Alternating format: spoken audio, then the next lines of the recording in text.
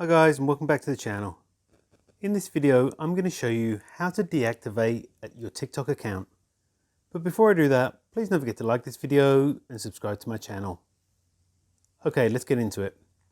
Okay, first open up the TikTok app on your mobile device, then tap on your profile icon in the bottom right hand corner. Once in your profile, tap on the three lines in the top right hand corner of the screen, and then tap on Settings and Privacy.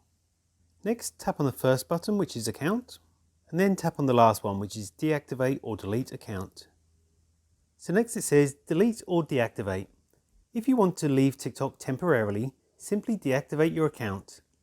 If you choose to delete your account instead, you won't be able to recover it after 30 days. So I'm just going to go ahead and deactivate the account. So that says no one can see your account, including all its content that is stored in it. Reactivate your account and recover all content anytime. So just tap on Deactivate Account. And then if you deactivate your account, no one will see your account and content. Information that isn't stored in your account, such as direct messages, will still be visible to others. TikTok will continue to keep your data so that you can recover it when you reactivate your account.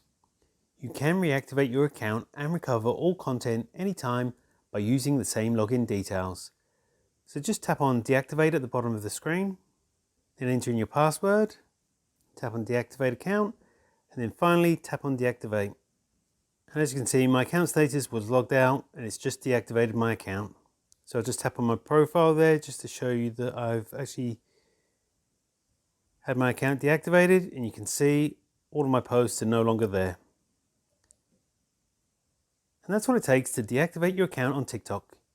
If you found this video helpful, I'd love it if you like this video and subscribe to my channel. Thanks for watching.